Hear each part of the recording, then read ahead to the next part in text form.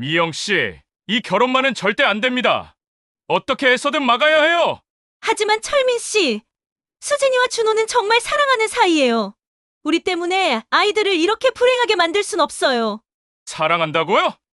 이건 근친혼입니다. 생물학적으로 절대 용납될 수 없는 일이에요. 요즘은 유전자 검사라는 게 있다고 들었어요. 그걸로 확인할 수 있다고. 드디어 봉투가 열렸고 강철민이 안에서 서류를 꺼냈습니다. 친자 확인 검사 결과서였어요. 그의 눈이 서류 위를 천천히 훑어갔습니다. 구독자께서 평창공사 보고 계시다는 연락을 주셔서 이번 사연을 반영했습니다. 구독, 좋아요 누르시고 지역을 댓글로 남겨주시면 다음 영상에 반영할게요. 이제 시작합니다. 서울 종로구 한복판에 자리한 전통 한정식집 설가온의 최고급 VIP 룸에는 은은한 조명이 두 가족을 따뜻하게 감싸고 있었습니다. 오늘은 퇴직한 대학교 국문학과 교수 강철민에게 특별한 날이었어요. 아들 준호와 예비 며느리 수진의 상견례 자리였거든요. 전통 한옥 스타일로 꾸며진 룸 안에는 고급스러운 원목 테이블이 놓여 있었고 그 위로는 정성스럽게 차려진 한정식 상차림이 가득했습니다. 백자로 만든 전통 닭이 세트가 준비되어 있었고 은은한 차향이 공간을 채우고 있었어요. 테이블 한쪽에는 강철민 교수가 단정한 정장 차림으로 앉아 있었습니다. 30년간 학생들을 가르쳐온 학자다운 품격이 온몸에서 풍겨나오고 있었어요. 옆으로는 아들 준호가 약간 긴장한 표정으로 자리하고 있었습니다. 대형 건설회사에서 건축 설계를 담당하는 성실한 직장인답게 깔끔한 모습이었어요. 맞은편에는 예비 며느리 수진이 연분홍 한복을 곱게 차려입고 앉아 있었습니다. 초등학교에서 10년간 아이들을 가르쳐온 교사답게 단아하면서도 따뜻한 인상을 주고 있었어요. 수진 옆으로는 어머니 미영이 차분한 표정으로 자리를 지키고 있었습니다. 작은 식당을 운영하며 혼자 딸을 키워온 강인함이 느껴지는 여성이었어요. 상견례가 시작되자 분위기는 격식을 차리면서도 화기애애했습니다. 강철민은 평소답게 온화한 미소를 지으며 예비 며느리를 맞이했어요. 수진아, 이렇게 좋은 인연으로 만나게 되어 정말 기쁘다. 감사합니다, 아버님. 저야말로 이런 귀한 자리에서 뵙게 되어 영광입니다. 수진의 답변은 정중했지만 진심이 느껴졌습니다. 준호는 아버지와 약혼자 사이의 자연스러운 대화를 보며 안도의 표정을 지었어요. 우리 수진이가 참 예의 바르구나. 준호 복이 많다. 강철민이 흐뭇하게 말했습니다. 미영도 조심스럽게 입을 열었어요. 교수님께서 워낙 훌륭하신 분이라고 들어서 저희가 오히려 송구스럽습니다. 룸 안의 분위기는 점점 따뜻해졌습니다. 서로에 대한 첫인상이 좋았거든요. 준호는 마음이 한결 가벼워졌어요. 수진이 예비 시아버지에게 차를 올리는 때였습니다. 수진은 정중하게 일어나 강철민 앞으로 다가갔어요. 이미 준비되어 있던 고운 백자 찻잔에 향긋한 녹차를 정성스럽게 따르며 공손히 인사했습니다. 아버님, 차 한 잔 드세요. 수진의 목소리는 정중하면서도 따뜻했습니다. 강철민은 흐뭇한 표정으로 찻잔을 받으려 했어요. 그 순간 수진의 손이 자연스럽게 그의 시야에 들어왔습니다. 갑자기 강철민의 얼굴에서 모든 혈색이 사라졌어요. 수진의 새끼손가락이 그의 눈에 들어온 것이었습니다. 다른 손가락들과는 확연히 다른 모습이었어요. 현저히 짧고 안쪽으로 기형적으로 휘어진 독특한 형태였거든요. 35년 전 기억이 번개처럼 스쳐 지나갔습니다. 대학교 캠퍼스에서 만난 한 여학생. 가난하지만 아름다웠던 그 사람. 그리고 그 사람이 항상 부끄러워하며 감추려 했던 바로 그 새끼손가락 모양이었어요. 이럴 수가. 강철민의 입에서 신음 같은 소리가 새어나왔습니다. 손에서 찻잔이 미끄러져 떨어졌어요. 찻잔이 바닥에 부딪히며 산산조각 나는 소리가 조용한 룸 안에 크게 울려 퍼졌습니다. 뜨거운 녹차가 바닥에 쏟아지며 한복 치마 자락까지 적셨어요. 아버님, 괜찮으세요? 수진이 깜짝 놀라며 급히 물었습니다. 아버지, 무슨 일이에요? 준호 역시 당황하며 아버지 곁으로 달려갔어요. 하지만 강철민은 아무런 대답도 할 수 없었습니다. 그의 시선은 여전히 수진의 새끼손가락에 고정되어 있었거든요. 35년이라는 긴 세월을 뛰어넘어 되살아나는 기억들이 그의 정신을 혼란스럽게 만들고 있었어요. 강철민의 심장이 미친 듯이 뛰기 시작했습니다. 설마 하는 생각이 머릿속을 지배했어요. 하지만 확신할 수는 없었습니다. 혹시 어머님 성함이 강철민의 목소리는 떨리고 있었습니다. 마치 무언가를 확인하기 두려워하는 사람의 목소리 같았어요. 네. 수진이 의아한 표정을 지으며 대답했습니다. 어머니는 김자 미자 영자 김미영입니다. 갑자기 어머니 이름을 왜? 김미영. 그 이름을 듣는 순간 강철민의 세상이 무너져 내렸습니다. 35년 전 자신이 사랑했지만 부모의 반대로 포기해야 했던 바로 그 사람의 이름이었거든요. 강철민의 시선이 천천히 테이블 맞은편으로 향했습니다. 수진의 어머니로 소개받았던 중년 여성이 창백한 얼굴로 고개를 푹 숙이고 있었어요. 미영의 두 손은 서로 꼭 맞잡혀 있었는데 한쪽 새끼손가락을 다른 손으로 감싸 숨기려는 것처럼 보였습니다. 안 돼. 이럴 수가 없어. 강철민이 작게 중얼거렸습니다. 그의 목소리에는 믿을 수 없다는 충격과 두려움이 뒤섞여 있었어요. 미영이 천천히 고개를 들었습니다. 35년의 세월이 흘렀지만 여전히 아름다운 얼굴이었어요. 하지만 지금 그 얼굴에는 두려움과 죄책감, 그리고 말할 수 없는 슬픔이 가득했습니다. 두 사람의 눈이 마주치는 순간 35년이라는 긴 시간이 한순간에 사라져버렸어요. 룸 안의 시간이 멈춘 듯 했습니다. 은은한 조명 아래서 두 사람만 존재하는 것처럼 느껴졌거든요. 미영의 입술이 작게 떨렸습니다. 말하고 싶은 것이 있는 듯 했지만 차마 소리내어 말할 수는 없었어요. 준호와 수진은 갑작스럽게 변한 분위기를 감지했지만 도대체 무슨 일인지 알 수 없어 서로를 바라보며 당황하기만 했습니다. 화기애애했던 상견례 분위기는 순식간에 무거운 침묵으로 바뀌어 있었어요. 강철민의 머릿속에는 과거의 기억들이 파도처럼 밀려오고 있었습니다. 대학교 조교였던 자신과 학생이었던 미영과의 사랑, 그리고 결국 포기해야 했던 그 사랑의 결말.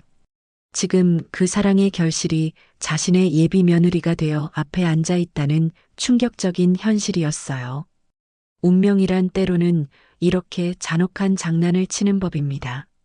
상견례가 끝난 지 사흘이 지났지만 강철민의 마음은 여전히 혼란스러웠습니다.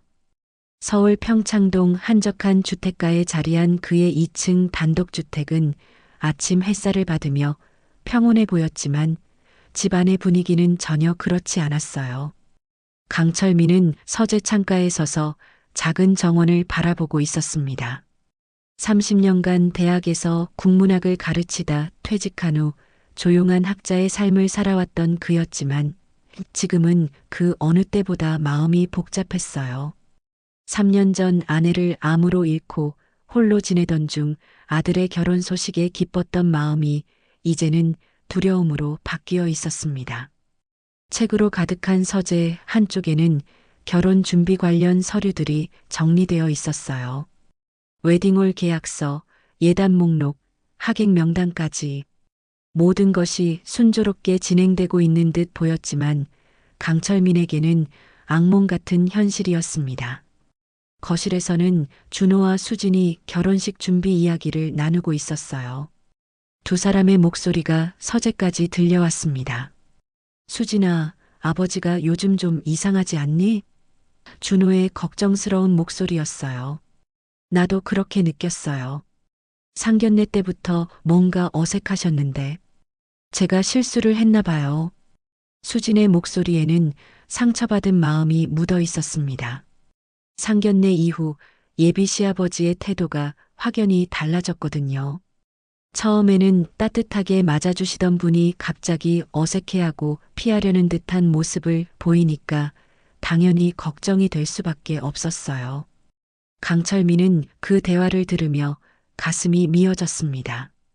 수진이 자신을 친아버지처럼 정성껏 모시려는 마음을 알고 있었거든요. 초등학교에서 10년간 아이들을 가르쳐온 성실한 교사답게 예의 바르고 따뜻한 성격이었어요. 하지만 지금 강철민에게는 그 모든 것이 고통스러울 뿐이었습니다. 며칠 전부터 강철민의 머릿속에는 계속해서 같은 생각이 맴돌고 있었어요. 수진의 새끼손가락.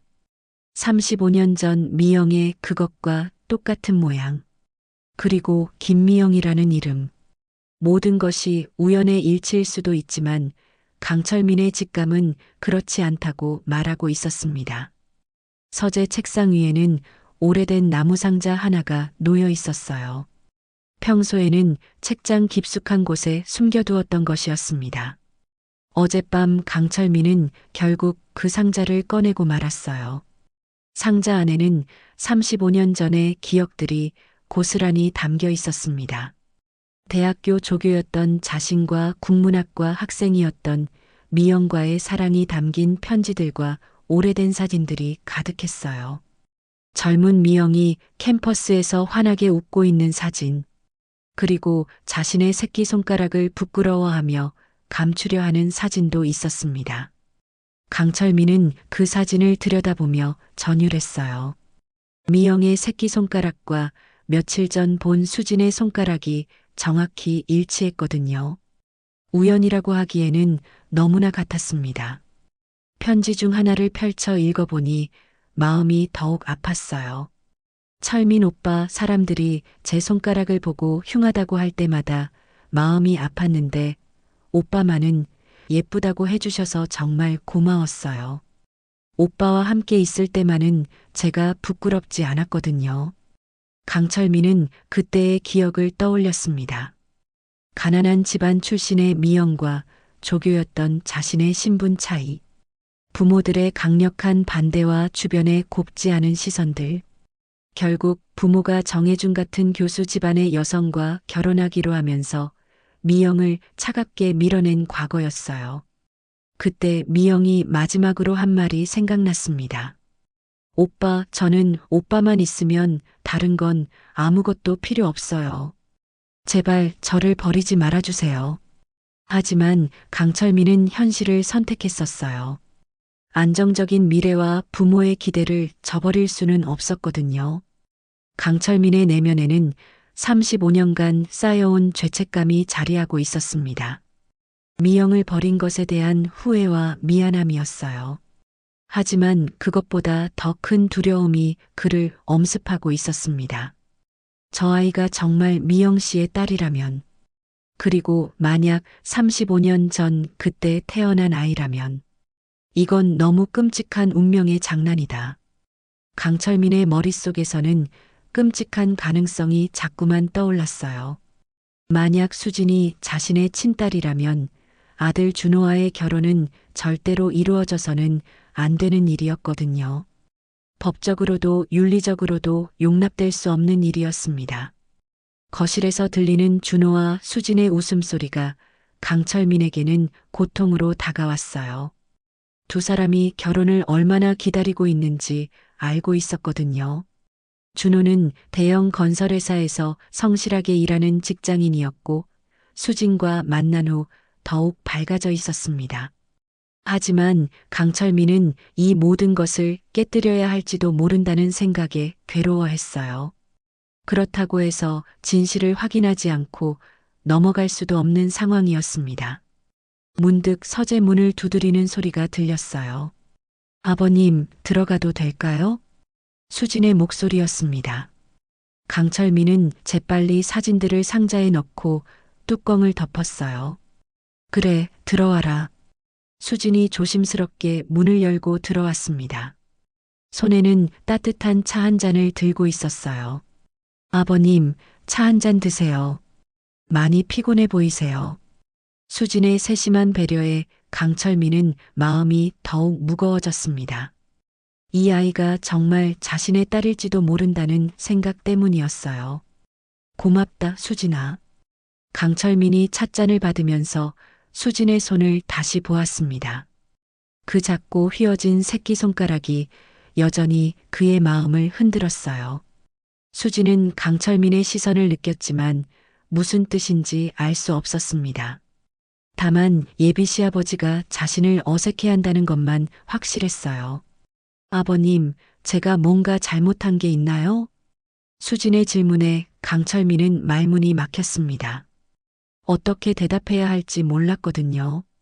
수진이 서재를 나간 후 강철민은 더 이상 참을 수 없었습니다. 그동안 억누르고 있던 의문들이 폭발할 것 같았어요. 서재 문을 조심스럽게 잠그고 다시 오래된 나무 상자를 꺼냈습니다. 천장까지 닿는 책장들에 둘러싸인 서재는 오래된 책 냄새가 가득했어요. 어둠이 내린 밤 책상 조명만 켜진 채 강철민은 혼자 앉아 있었습니다. 밖에서는 가을바람이 창문을 두드리고 있었지만 그의 귀에는 들리지 않았어요. 상자에서 나온 편지들을 하나씩 펼쳐보니 35년 전의 기억들이 생생하게 되살아났습니다. 젊은 조교였던 자신과 국문학과 학생 미영의 사랑 이야기였어요. 당시 미영은 가난한 시골 출신이었지만 공부에 대한 열정만큼은 누구보다 뛰어났습니다. 미영의 편지 중 하나가 강철민의 시선을 붙잡았어요. 오빠, 오늘도 도서관에서 오빠를 기다렸어요. 다른 사람들이 제 손가락을 힐끔힐끔 쳐다볼 때마다 숨고 싶어지지만 오빠만큼은 저를 있는 그대로 받아주시잖아요. 강철민은 그때의 미영을 떠올렸습니다. 항상 새끼손가락을 감추려 애썼던 그 아이. 사람들 앞에서는 늘 주눅 들어 있었지만 자신 앞에서만큼은 환하게 웃곤 했던 그 모습이었어요. 또 다른 편지에는 더욱 애절한 내용이 적혀 있었습니다. 오빠, 저는 오빠가 교수 집안 딸과 만난다는 소문을 들었어요. 정말인가요? 저는 오빠만 있으면 다른 건 아무것도 바라지 않는데. 강철민의 가슴이 찢어질 것 같았어요. 그때 자신은 부모의 압력에 못 이겨 미영을 포기하기로 결정했었거든요.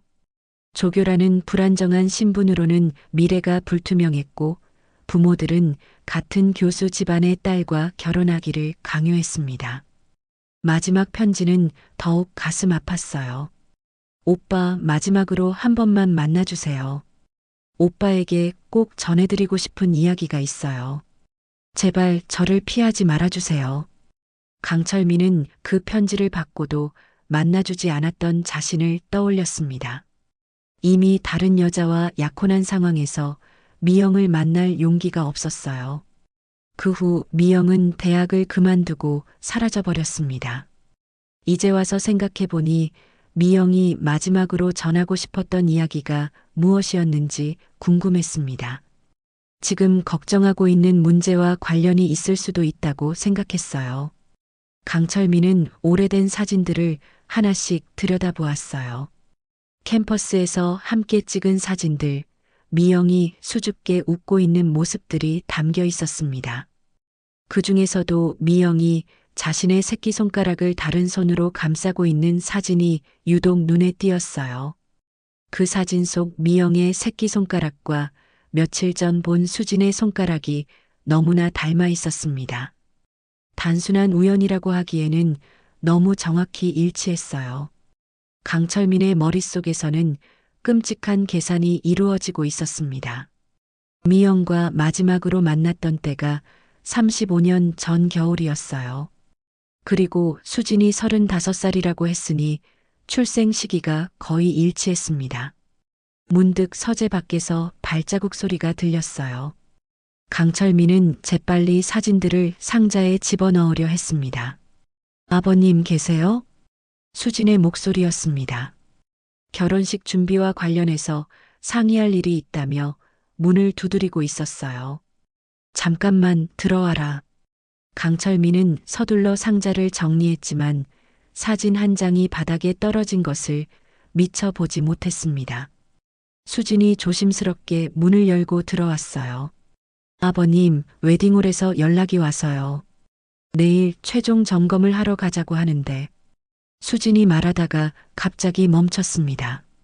바닥에 떨어진 흑백 사진을 발견한 것이었어요. 어머, 이 사진. 수진이 사진을 집어들며 자세히 들여다보았습니다. 사진 속에는 젊은 여성이 새끼손가락을 감추며 수줍게 웃고 있는 모습이 담겨 있었어요. 이분 손가락이 저랑 똑같네요. 수진의 말에 강철민의 심장이 멈출 것 같았습니다. 아, 그건 예전에 가르쳤던 학생이야. 강철민이 어색하게 둘러댔지만 수진은 여전히 사진을 보고 있었어요. 정말 신기해요.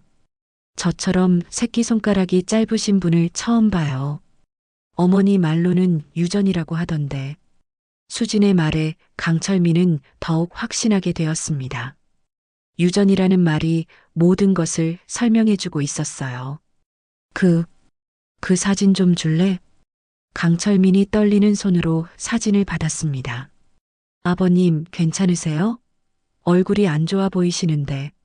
수진이 걱정스럽게 물었지만 강철민은 제대로 대답할 수 없었어요. 결혼 준비는 내일 준호하고 가거라. 아버지는 몸이 좀 안 좋아서. 네, 알겠습니다. 그럼 일찍 쉬세요. 수진이 나간 후 강철민은 완전히 무너져 내렸습니다. 이제는 거의 확실해졌어요. 수진이 자신과 미영 사이에서 태어난 딸일 가능성이 매우 높았습니다. 강철민은 머리를 감싸 안으며 절망했어요. 자신의 친딸이 친아들과 결혼하려 하고 있다는 끔찍한 현실 앞에서 어떻게 해야 할지 모르겠었습니다. 밤은 깊어갔지만 강철민의 고민은 더욱 깊어져만 갔어요. 이 비밀을 어떻게 해결해야 할지, 아이들에게 어떻게 말해야 할지 막막했습니다. 서재 창밖으로 차가운 가을바람이 불어오고 있었지만 강철민의 마음은 그보다 더 차가웠어요. 며칠간의 고민 끝에 강철민은 결단을 내렸습니다. 더 이상 추측만으로는 안 되겠다고 생각했어요. 진실을 확인해야만 했습니다. 결혼식 준비를 핑계 삼아 미영을 만나기로 했어요. 서울 구로구의 낡은 다세대 주택 골목길은 평창동과는 사뭇 다른 풍경이었습니다. 좁은 길 양쪽으로 빼곡히 들어선 집들 사이로 강철민이 조심스럽게 걸어가고 있었어요. 손에는 결혼식 관련 서류들이 들어있는 서류 가방을 들고 있었지만 실제로는 전혀 다른 목적이었습니다. 미영의 집 앞에 서자 강철민의 심장이 빨리 뛰기 시작했어요. 35년 만에 그 사람과 단둘이 마주 앉게 된다는 생각에 긴장이 되었습니다. 초인종을 누르기 전에 한번 깊게 숨을 들이쉬었어요. 네, 누구세요? 미영의 목소리였습니다. 인터폰 너머로도 당황스러운 기색이 느껴졌어요. 저, 강철민입니다. 결혼 준비 관련해서 잠깐 뵙고 싶어서 왔습니다. 잠시 침묵이 흘렀습니다. 미영도 이런 상황을 예상하지 못했을 거예요. 아, 네. 들어오세요. 문이 열리고 미영이 나타났습니다. 상견례 때와는 달리 편안한 집안 옷차림이었지만 여전히 아름다운 모습이었어요. 다만 얼굴에는 긴장감이 역력했습니다. 수진이는 어디 갔나요? 강철민이 먼저 물었어요. 이런 대화는 수진이 없을 때 해야 한다고 생각했거든요. 학교에서 늦는다고 연락 왔어요. 아마 6시쯤 들어올 거예요. 미영이 조심스럽게 대답했습니다. 지금이 오후 4시였으니 충분한 시간이 있었어요. 그럼 들어가서 이야기할까요? 미영의 작은 거실로 들어가니 소박하지만 정갈하게 꾸며진 공간이었습니다. 벽에는 수진의 어린 시절부터 최근까지의 사진들이 가득 걸려 있었어요. 초등학생 때부터 대학 졸업, 그리고 교사가 되어서까지의 모든 순간들이 담겨 있었습니다. 강철민은 그 사진들을 하나하나 보며 마음이 복잡해졌어요. 사진 속 어린 수진의 모습에서 자신의 어린 시절과 닮은 구석들을 발견할 수 있었거든요. 특히 눈매와 미소 짓는 모습이 비슷했습니다. 차 한 잔 드릴까요? 미영이 떨리는 목소리로 물었어요. 네, 고맙습니다. 두 사람은 작은 찻상을 사이에 두고 마주 앉았습니다. 35년이라는 긴 시간이 흘렀지만 이상하게도 어색하지 않았어요. 오히려 말하지 못했던 이야기들이 목구멍까지 차올라 있는 것 같았습니다. 미영이 차를 내오는 동안 강철민은 거실을 더 자세히 살펴보았어요. 한쪽 책장에는 수진이 어릴 때 받은 상장들이 가지런히 정리되어 있었고, 다른 쪽에는 교사가 된 후의 감사패들이 놓여 있었습니다. 혼자 딸을 키우며 얼마나 많은 고생을 했을지 짐작할 수 있었어요. 오랜만입니다, 철민 씨. 정말 오랜만이네요. 미영이 차를 내놓으며 조심스럽게 말했습니다. 목소리에는 복잡한 감정이 섞여 있었어요. 강철민도 한참을 바라보다가 입을 열었어요. 더 이상 돌려서 말할 시간이 없었습니다. 미영 씨, 수진이가 혹시 내 딸입니까? 직설적인 질문에 미영의 얼굴이 창백해졌습니다. 찻잔을 든 손이 미세하게 떨리고 있었어요. 그게... 미영이 말을 제대로 이어가지 못했습니다. 35년간 혼자 간직해온 비밀이 드디어 드러나는 순간이었어요. 정직하게 말해주세요. 나도 알 권리가 있지 않습니까? 강철민의 목소리에는 간절함이 담겨 있었어요. 미영은 한참을 고민하다가 천천히 입을 열었습니다. 35년 전 철민 씨와 헤어진 지 몇 달 후에 임신 사실을 알게 됐어요. 그때 찾아가서 얘기하려 했지만 미영의 말에 강철민의 심장이 쿵쾅거렸어요. 예상했던 이야기였지만 직접 듣고 보니 충격이 컸습니다. 그때 철민 씨는 이미 다른 분과 약혼하신 후였잖아요. 제가 어떻게 찾아가서 임신했다고 말할 수 있었겠어요. 미영의 눈에 눈물이 고였습니다. 35년 전 그 절망적인 순간들이 되살아나고 있었어요. 강철민은 미영이 서랍에서 꺼낸 오래된 서류들을 받아보았습니다. 출생신고서와 산부인과 진단서였어요. 수진의 출생 날짜가 정확히 35년 전이었고, 자신과 미영이 마지막으로 만났던 시기와 완벽하게 일치했습니다. 수진이에게는 아버지가 교통사고로 일찍 돌아가신 걸로 말했어요. 진실을 말할 수가 없었거든요. 미영이 고개를 떨구며 말했어요. 혼자서, 정말 혼자서 키웠군요.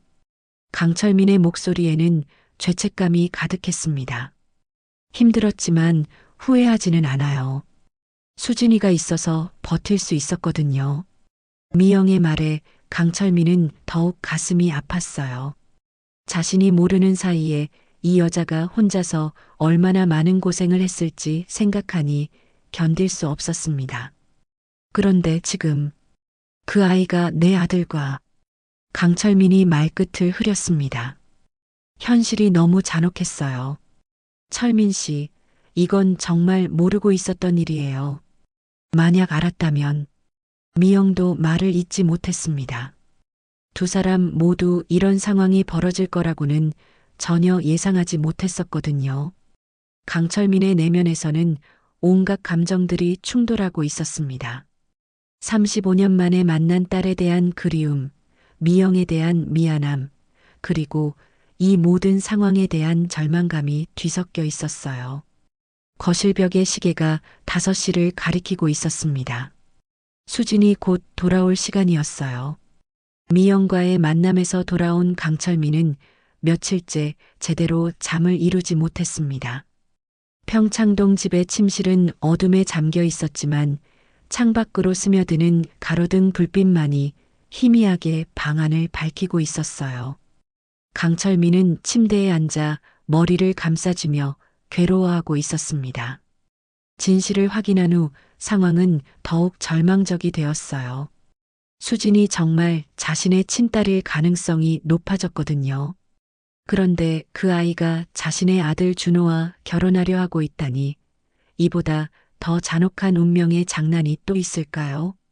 강철민의 머릿속에서는 끊임없이 같은 생각들이 맴돌고 있었습니다.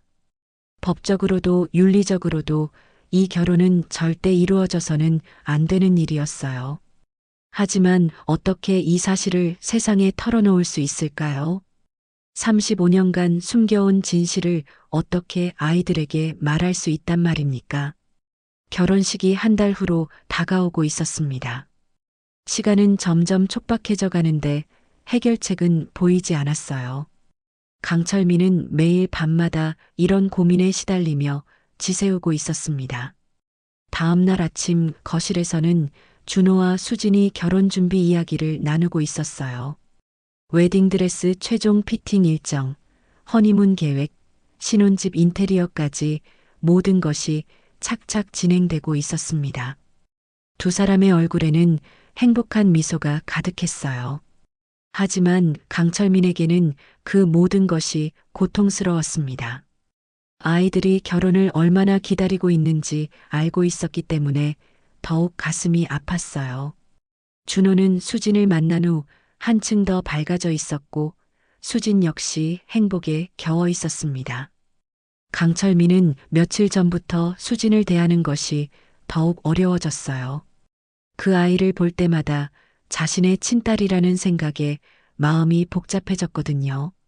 동시에 아들과 결혼하려는 상황에 대한 절망감도 밀려왔습니다. 수진은 예비 시아버지의 이상한 반응을 계속 느끼고 있었어요. 처음에는 따뜻하게 맞아주시던 분이 상견례 이후 갑자기 어색해하고 피하려는 듯한 모습을 보이니까 당연히 상처받을 수밖에 없었습니다. 준호 씨, 아버님이 요즘 많이 이상하지 않나요? 수진이 걱정스러운 목소리로 말했어요. 그러게. 아버지가 왜 그러시는지 모르겠어. 혹시 결혼 준비하느라 스트레스 받으시는 건 아닐까? 준호도 아버지의 변화를 느끼고 있었지만 정확한 이유를 알 수 없어 답답해했어요. 제가 뭔가 잘못한 게 있나 봐요. 아버님께 신뢰를 범한 건 아닌지. 수진의 목소리에는 자책감이 담겨 있었습니다. 강철민은 서재에서 그 대화를 들으며 더욱 괴로워했어요. 수진이 자신을 원망하고 있다는 것을 알았거든요. 하지만 진실을 말할 수도 없는 상황이었습니다. 그날 오후 수진이 강철민의 서재 문을 두드렸어요. 아버님, 잠깐 뵐 수 있을까요? 강철민은 마음을 다잡고 대답했습니다. 그래, 들어와라. 수진이 조심스럽게 들어와 강철민 앞에 앉았어요. 평소보다 표정이 어두워 보였습니다. 아버님, 제가 뭔가 잘못했나요? 혹시 저희 결혼을 반대하시는 건가요? 처음엔 좋아해 주시는 것 같았는데. 수진의 목소리에는 상처받은 마음이 고스란히 드러나 있었어요. 강철민은 그 말을 듣고 가슴이 찢어질 것 같았습니다. 이 아이가 얼마나 상처받고 있는지 알 수 있었거든요. 아니다. 그런 게 아니야. 그냥 몸이 좀 안 좋아서 그런가 보다. 강철민이 어색하게 둘러댔지만 수지는 그 말을 믿기 어려워했어요. 정말 그런 거예요? 저는 아버님께 정말 잘해드리고 싶었는데. 수진의 눈에 눈물이 고였습니다. 어린 시절부터 아버지 없이 자란 그 아이에게 시아버지는 특별한 의미였을 거예요. 친아버지처럼 모시고 싶었을 텐데 갑자기 냉대받는 것 같으니까 얼마나 서운했을까요? 강철민은 그런 수진을 보며 더욱 고통스러워했습니다. 진실을 말할 수도 없고 그렇다고 이대로 넘어갈 수도 없는 상황이었어요. 수진아. 강철민이 뭔가 말하려다가 멈췄습니다. 어떤 말을 해도 상황이 나아질 것 같지 않았거든요. 그날 밤 준호가 아버지를 찾아왔어요. 아버지, 정말 어디 아프신 거 아니에요? 병원에 가보시는 게 어떨까요? 준호의 걱정스러운 목소리에 강철민은 마음이 더욱 무거워졌습니다. 괜찮다, 준호야. 그냥 나이가 들어서 그런가 보다. 아버지, 수진이가 많이 상처받아 해요. 혹시 수진이에 대해서 마음에 안 드는 부분이 있으시면 말씀해 주세요. 준호의 말에 강철민은 더욱 답답해졌어요. 어떻게 설명할 수 있을까요? 수진이 바로 자신의 친딸이라서 결혼할 수 없다고 말할 수는 없는 노릇이었습니다. 그런 게 아니야. 수진이는 정말 좋은 아이다. 강철민의 말에는 진심이 담겨 있었어요. 정말로 수진은 훌륭한 아이였습니다. 하지만 그것이 더욱 상황을 복잡하게 만들었어요. 그날 밤 강철민은 서재에서 홀로 고민에 잠겼습니다. 결혼식까지 이제 한 달도 채 남지 않았어요. 어떻게 해서든 이 결혼을 막아야 했지만 방법을 찾을 수 없었습니다. 창밖으로는 차가운 겨울바람이 불어오고 있었지만 강철민의 마음은 그보다 더 차가웠어요. 35전의 선택이 이렇게 잔혹한 결과를 가져올 줄 누가 알았을까요? 결혼식이 일주일 후로 다가온 어느 늦은 밤, 강철민은 더 이상 혼자 견딜 수 없었습니다. 평창동 집 서재에서 며칠째 잠 못 이루는 밤을 보내던 그는 결국 미영을 다시 찾아가기로 결심했어요. 이 절망적인 상황에 대한 해결책을 찾아야만 했습니다. 구로구 골목길은 밤늦은 시간이라 더욱 조용했어요. 가로등 불빛만이 강철민의 발걸음을 비추고 있었습니다. 그의 마음은 절박함으로 가득 차 있었어요. 어떻게 해서든 이 결혼을 막아야 한다는 생각뿐이었습니다. 수지는 친구들과 함께 결혼 전 마지막 여행을 떠난 상황이었어요. 제주도에서 이틀간 머물 예정이라고 했으니 지금이 미영과 단둘이 이야기할 수 있는 마지막 기회였습니다. 미영의 집 앞에 도착했을 때는 이미 밤 10시가 넘어 있었어요. 강철민은 잠시 망설였지만 곧 초인종을 눌렀습니다. 이보다 더 늦출 수는 없었거든요. 이 시간에 누구세요? 미영의 목소리에는 당황스러운 기색이 역력했어요. 저, 강철민입니다. 급한 일이 있어서 왔습니다. 잠시 후 문이 열리고 미영이 나타났습니다. 잠옷 차림이었지만 재빨리 겉옷을 걸쳐 입은 상태였어요. 얼굴에는 불안한 표정이 가득했습니다. 이렇게 늦은 시간에 무슨 일이세요? 들어가서 이야기할 수 있을까요? 정말 중요한 일입니다. 미영은 주변을 살피더니 조심스럽게 문을 열어주었어요. 작은 거실에는 어둠이 내려앉아 있었고 미영이 켠 작은 스탠드 조명만이 공간을 희미하게 밝히고 있었습니다. 두 사람은 마주 앉았지만 분위기는 무겁고 절망적이었어요.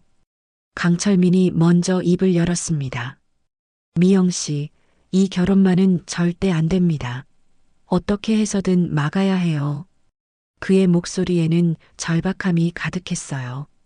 미영은 한참을 망설이다가 대답했습니다. 하지만 철민 씨, 수진이와 준호는 정말 사랑하는 사이예요.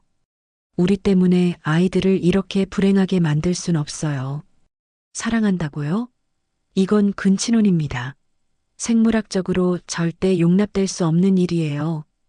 강철민의 목소리가 높아졌어요. 하지만 곧 목소리를 낮췄습니다. 이웃집에 들릴까봐 걱정이 되었거든요. 두 사람 사이에는 35년간 쌓인 복잡한 감정들이 흐르고 있었습니다. 미영에게는 혼자 아이를 키우며 겪었던 모든 고난의 기억이 있었고 강철민에게는 그 모든 것을 모르고 지낸 35년의 후회가 있었어요. 그때 철민 씨가 저를 만나주셨다면 이런 일은 없었을 거예요. 미영의 목소리에는 원망이 섞여 있었어요. 미안합니다. 정말 미안해요. 하지만 지금은 그때 이야기를 할 때가 아니잖아요. 강철민도 죄책감에 시달리고 있었지만 지금 당장 해결해야 할 문제가 더 급했습니다. 미영은 한참을 생각하더니 조심스럽게 입을 열었어요. 사실 수진이의 생부는 철민 씨가 아닐 수도 있어요. 그 말에 강철민의 눈이 커졌습니다. 뭐라고요? 무슨 얘기예요? 철민 씨와 완전히 헤어진 후 당신을 잊기 위해 잠깐 다른 사람과 만난 적이 있었어요. 미영의 고백에 강철민은 충격을 받았어요. 전혀 예상하지 못했던 이야기였거든요. 그 사람은 누구였습니까? 같은 과 선배였어요. 저를 위로해 주려고. 하지만 오래가지는 않았어요. 미영의 목소리는 점점 작아졌습니다. 근데 확실하지 않았지만 그동안 수진이가 철민 씨 딸이라고 생각하며 키웠거든요. 시기상으로도 그럴 가능성이 높았고 강철민의 머릿속이 복잡해졌어요. 만약 수진이 정말 자신의 딸이 아니라면 이 모든 고민이 의미 없어지는 것이었습니다. 그럼 확실히 할 방법은 없을까요? 요즘은 유전자 검사라는 게 있다고 들었어요. 그걸로 확인할 수 있다고. 미영의 말에 강철민의 눈에 희망의 빛이 들어왔어요. 그렇다면 혹시 희망이 있는 건가? 하지만 동시에 다른 생각도 들었습니다. 하지만 철민 씨, 만약 검사 결과가 친자 관계가 아니라고 나와도 저는 여전히 수진이를 철민 씨 딸로 생각하며 키웠어요. 그 마음만큼은 변하지 않을 거예요. 미영의 말에는 모성이 담겨 있었어요. 저도 만약 내 딸이 아니라고 해도 이미 정이 들었습니다. 하지만 지금 중요한 건 그게 아니잖아요. 이 결혼이 문제없이 진행될 수 있느냐 하는 것 말이에요. 강철민의 말에 미영도 고개를 끄덕였어요. 그럼 검사를 해보시겠어요? 네, 해봐야겠습니다. 다른 방법이 없으니까요. 두 사람은 마침내 해결책을 찾은 것 같았어요. 비록 불확실하지만 희망의 실마리였습니다. 수진이에게는 말하지 마세요. 결과가 나온 후에 생각해 봅시다. 당연히 그래야죠. 미영이 동의했어요. 그날 밤 강철민은 오랜만에 조금이나마 마음이 가벼워진 채로 집에 돌아갔습니다.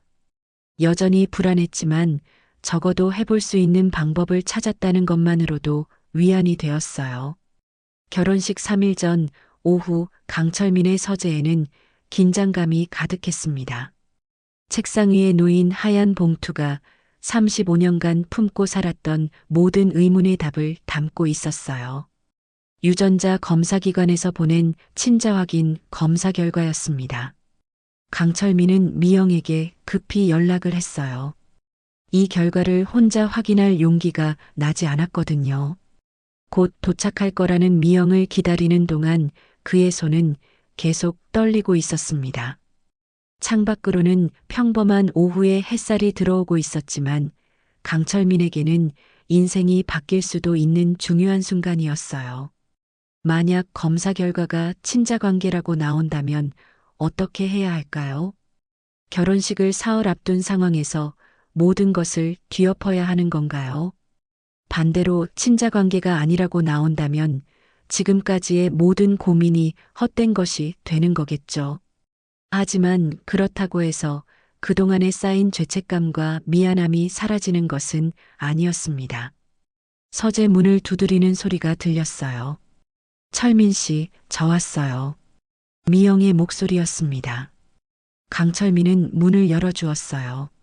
미영의 얼굴에도 긴장감이 역력했습니다.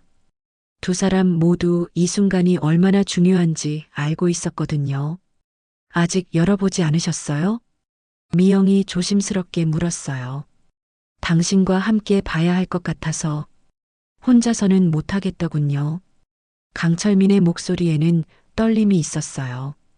두 사람은 책장에 둘러싸인 조용한 서재에서 마주 앉았습니다. 하얀 봉투가 그들 사이에 놓여 있었어요. 35년간의 비밀이 이 한 장의 서류로 밝혀지려고 하고 있었습니다. 강철민의 떨리는 손이 천천히 봉투를 향했어요. 봉투를 뜯는 소리마저 크게 들렸습니다. 미영은 숨을 죽이고 지켜보고 있었어요. 드디어 봉투가 열렸고 강철민이 안에서 서류를 꺼냈습니다. 친자 확인 검사 결과서였어요. 그의 눈이 서류 위를 천천히 훑어갔습니다. 친자 확인 검사 결과. 강철민이 서류를 읽기 시작했어요. 미영은 그의 표정을 애타게 지켜보고 있었습니다. 생물학적 부모 자식 관계가. 강철민의 목소리가 멈췄어요. 결과를 확인하는 그의 얼굴에 변화가 일어나기 시작했습니다. 확인되지 않습니다. 그 말이 나오는 순간 서재에 깊은 정적이 흘렀어요. 두 사람 모두 믿을 수 없다는 표정으로 서로를 바라보고 있었습니다. 창밖의 평범한 오후 햇살이 더욱 밝게 느껴졌어요. 미영이 먼저 입을 열었습니다. 다행입니다. 정말 다행이에요. 하느님께 감사드려요. 그의 목소리에는 안도감과 함께 눈물이 섞여 있었어요. 지난 몇 주간의 악몽 같은 시간이 마침내 끝난 것 같았습니다. 강철민도 깊은 숨을 내쉬며 말했어요. 수진이의 새끼손가락은 미영 씨로부터 유전받은 거였군요. 나와는 아무 관계도 아니라서 천만 다행이에요. 강철민이 결과서를 책상에 조심스럽게 내려놓았습니다. 두 사람의 얼굴에는 35년간 짊어졌던 무거운 짐이 내려지는 안도감이 스며 있었어요. 그동안 강철민을 괴롭혔던 모든 걱정들이 한순간에 사라졌습니다. 수진과 준호의 결혼에 더 이상 장애물은 없었어요. 근친혼에 대한 두려움도 법적인 문제도 모두 해결된 것이었습니다. 미영도 마찬가지였어요. 혼자 키운 딸이 행복하게 결혼할 수 있다는 사실에 마음이 가벼워졌습니다. 그동안 혹시 모를 상황을 걱정하며 잠 못 이루었던 밤들이 이제는 추억이 될 수 있었어요. 그럼 수진이에게는 이 모든 일을 굳이 말할 필요 없겠죠? 강철민이 조심스럽게 물어보았어요. 그래요. 아이는 모르는 게 나을 것 같아요. 우리만 알고 있으면 되죠. 미영이 고개를 끄덕이며 동의했습니다.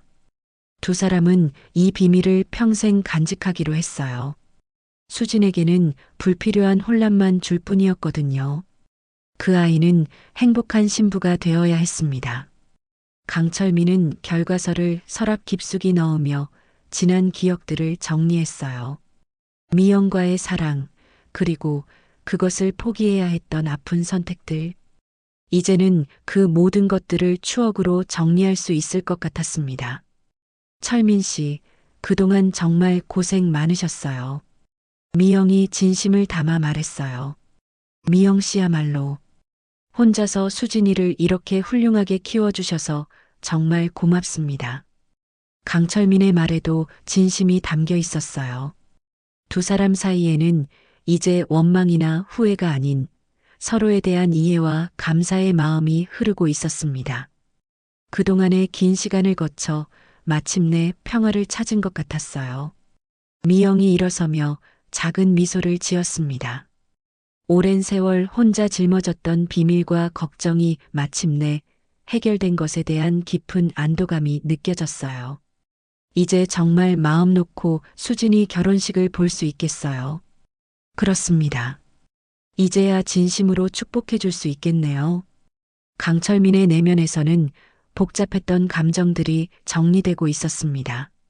오랜 기간의 죄책감, 지난 몇 주간의 절망적인 두려움, 그리고 수진에 대한 복잡한 마음들이 모두 하나씩 정리되어 가고 있었어요. 이제야 그는 마음 편히 아들과 며느리의 행복한 결혼을 지켜볼 수 있게 되었습니다. 더 이상 어색해하거나 피할 필요도 없었어요. 수진을 친딸처럼 아껴주면서도 며느리로서 사랑할 수 있게 된 것이었습니다. 결혼식까지 이제 사흘밖에 남지 않았어요. 하지만 이제는 모든 것이 순조롭게 진행될 수 있을 것 같았습니다. 결혼식 당일 아침 서울 시내의 고급 웨딩홀은 화려한 꽃장식과 따뜻한 조명으로 가득했습니다. 하얀 장미와 백합이 곳곳에 배치되어 있었고 하객들이 하나둘 도착하기 시작했어요. 웨딩홀 전체가 축제 같은 분위기로 북적이고 있었습니다. 강철민은 신랑 대기실에서 아들 준호의 넥타이를 매만져주고 있었어요. 며칠 전까지만 해도 이 순간이 올 수 있을지 확신할 수 없었는데 이제는 진심으로 아들의 결혼을 축복할 수 있게 되었습니다. 아버지, 정말 감사해요. 그동안 많이 걱정 끼쳐드려서 죄송했어요. 준호가 거울 앞에서 정장을 다듬으며 말했어요. 지난 몇 주간 아버지의 이상한 반응 때문에 걱정이 많았었거든요. 무슨 소리냐? 아버지가 우리 아들 결혼식에 감격해서 그랬던 거야. 강철민이 웃으며 대답했습니다. 이제는 정말로 그런 마음이었어요. 모든 걱정이 사라지고 나니 순수하게 아들의 행복만 기원할 수 있었습니다. 신부 대기실에서는 수진이 웨딩드레스를 입고 마지막 준비를 하고 있었어요. 하얀 드레스가 그의 아름다움을 더욱 빛나게 했습니다. 미영은 딸의 모습을 보며 눈시울을 붉혔어요. 우리 딸이 정말 예쁘다. 세상에서 가장 아름한 신부야. 미영이 수진의 베일을 정성스럽게 정리해주며 말했습니다. 지난 며칠간의 걱정이 모두 사라지고 오직 딸의 행복만 생각할 수 있게 되었어요. 엄마 고마워요. 정말 고마워요. 수진도 감격해하며 어머니를 안아주었습니다.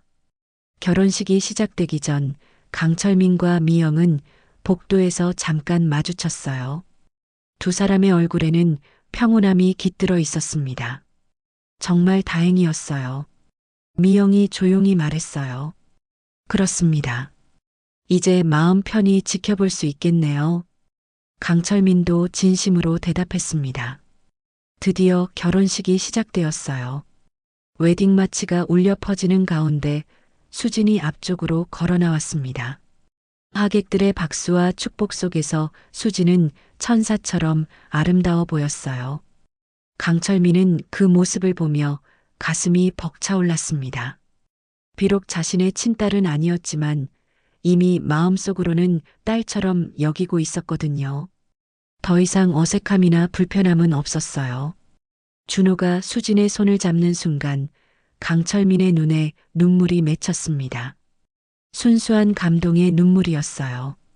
아들이 진정 사랑하는 사람과 결합하는 순간을 지켜보는 아버지의 마음이었습니다. 결혼식이 진행되는 동안 강철민은 계속 수진을 바라보았어요. 그 아이의 새끼손가락이 더 이상 두려움의 대상이 아니었습니다. 오히려 미영으로부터 물려받은 특별한 유전적 특징으로 여겨졌어요. 피로연이 시작되자 하객들이 신랑 신부에게 축복 인사를 건넸습니다. 강철민도 수진에게 다가가 진심 어린 축복을 전했어요. 수진아, 정말 아름다운 신부구나. 앞으로 우리 준호 잘 부탁한다. 아버지가 정말 든든한 며느리를 얻었어. 강철민의 말에는 진심이 가득했습니다. 아버님, 감사합니다. 아버님도 건강하시고 저희 정성껏 모시겠습니다. 수진도 감동하며 대답했어요. 지난 몇 주간 예비 시아버지의 이상한 반응 때문에 걱정이 많았는데 이제는 모든 것이 해결된 것 같았습니다. 피로연이 한창 진행되는 가운데 강철민과 미영은 조용한 곳에서 대화를 나누었어요. 풀어진 오해와 서로에 대한 이해가 깊어지고 있었습니다. 철민 씨, 그동안 정말 고생 많으셨어요. 오해가 풀려서 다행이에요. 미영이 조용히 말했습니다. 미영 씨야말로 혼자서 수진이를 이렇게 훌륭하게 키워주셔서 고맙습니다. 이제 우리 모두 행복했으면 좋겠어요. 강철민의 말에도 진심이 담겨 있었어요. 두 사람 사이에는 이제 과거의 아픔이 아닌 새로운 관계에 대한 기대가 자리하고 있었습니다. 사돈으로서 그리고 오랜 인연으로서 서로를 이해하고 존중하는 관계였어요. 강철민의 내면에서는 복잡했던 모든 감정들이 정리되고 있었습니다. 35년 전 사랑했던 사람의 딸이 자신의 며느리가 되었다는 신기한 운명. 비록 친딸은 아니었지만 이렇게 진정한 가족이 될 수 있다는 것이 오히려 더 의미 있게 느껴졌어요. 결혼식이 끝나고 신랑 신부가 신혼여행을 떠난 후 정리되는 웨딩홀에서 강철민과 미영이 마지막 대화를 나누었습니다. 앞으로는 가끔 안부 정도는 물어봐도 될까요? 미영이 조심스럽게 물었어요. 물론이죠. 이제 우리는 진짜 가족이니까요. 강철민이 따뜻한 미소를 지으며 대답했습니다. 두 사람은 서로 다른 방향으로 걸어갔지만 마음속에는 평화로운 만족감이 자리하고 있었어요. 과거의 아픔은 치유되었고 새로운 가족의 시작을 함께 지켜본 뿌듯함이 있었습니다. 웨딩홀 밖으로 하얀 꽃잎들이 바람에 흩날리고 있었습니다. 봄의 전령처럼 따뜻한 바람이 불어오고 있었어요. 강철민은 그 바람을 맞으며 깊은 숨을 들이쉬었습니다. 운명이란 참 신기한 것이라고 생각했어요. 오래전 헤어져야 했던 사랑이 이런 식으로 다시 인연을 맺게 되다니. 비록 예상했던 방식은 아니었지만 결국 모든 것이 제자리를 찾은 것 같았습니다. 이제 강철민은 마음 편히 새로운 일상을 시작할 수 있을 것 같았어요. 아들 부부의 행복한 결혼 생활을 지켜보고 미영과도 좋은 사돈 관계를 유지하면서 말이에요. 과거는 과거로 정리하고 현재의 소중한 인연들을 더욱 감사하게 여길 수 있게 되었습니다. 오늘의 이야기 어떠셨나요? 여러분의 생각과 느낌을 댓글로 적어주세요. 구독, 좋아요 눌러주시면 더 좋은 이야기로 보답드릴게요.